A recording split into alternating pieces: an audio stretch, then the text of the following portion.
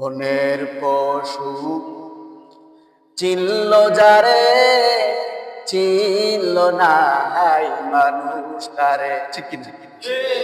বনের পশু চিনল যারে, চিনল না হাই মানুষ তারে।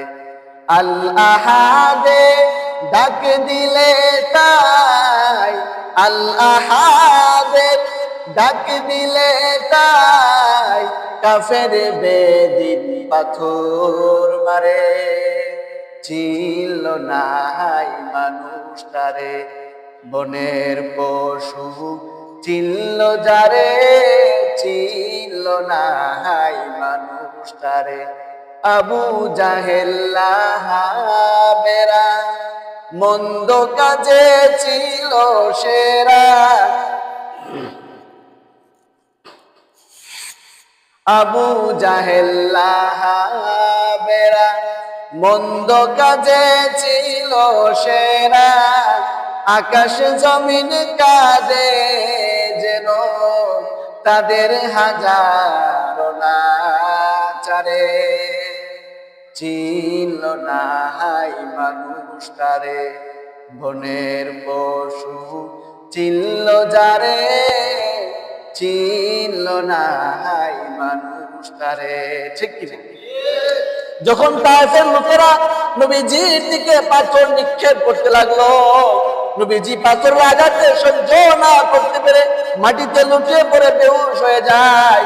তারা আবার নবীকে মাটি থেকে উঠায় আবার পাথর নিক্ষেপ করে নবীজিকে বেহুশ করে ফেলে।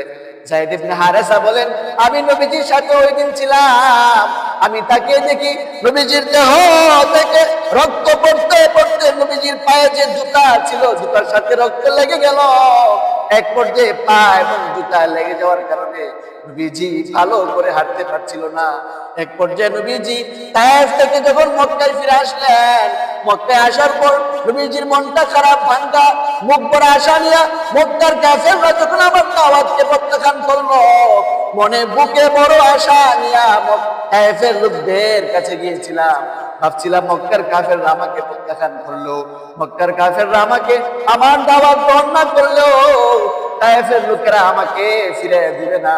তায়েফের লোকেরা তো ফিরিয়ে দিলই, ওরা আমাকে রক্তাক্ত করে ফেললো, পাথর নিক্ষেপ করতে করতে আমার দেহটাকে ঝাঁঝরা করে ফেললো।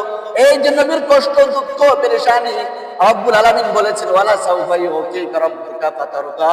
যেহেতু নবীজি হাবিবুল্লাহ, খলিলুল্লাহ হচ্ছে যে আল্লাহর জন্য খুশি হয়ে সব দিয়ে দেয়, আর হাবিবুল্লাহ হচ্ছে যাকে আল্লাহ খুশি করার জন্য সব দিয়ে দেয়। সুবহানাল্লাহ। এই জন্য রব্বুল আলামিন নবীজির মানসিক কষ্ট, পেরেশানি, শারীরিক কষ্ট, পেরেশানি ভুলিয়ে দেওয়ার জন্য নবীজিকে আল্লাহ তাআলা মক্কা থেকে ডেকে নিয়ে আল্লাহ তাআলা বাইতুল মুকাদ্দাস হয়ে সমস্ত নবীদের ইমামতির দায়িত্ব দিয়ে আরশে আজিমে ডেকে নিয়ে নবীজির আল্লাহর দিদারে, আল্লাহর সাক্ষাতে ধন্য করে নবীজির সম্মান মর্যাদাকে উঁচু করে বাড়িয়ে দিয়ে নবীজির মনের মানসিক, শারীরিক দুঃখ কষ্ট সব আল্লাহ ভুলিয়ে দিয়েছেন। এই জন্য আল্লাহ বলেছেন, ওয়ারাফানা লাকা যিকরাক, নবীকে আমি আপনার সম্মান মর্যাদা সুখ্যাতি বৃদ্ধি করে দিব। আমি আল্লাহ আপনার এত সম্মান মর্যাদা বৃদ্ধি করব যে মর্যাদা সম্মান আর কারো নাই। আমি আপনাকে খায়রুল আম্বিয়া, নবীদের মধ্যে সবচেয়ে শ্রেষ্ঠ বানিয়ে দিব।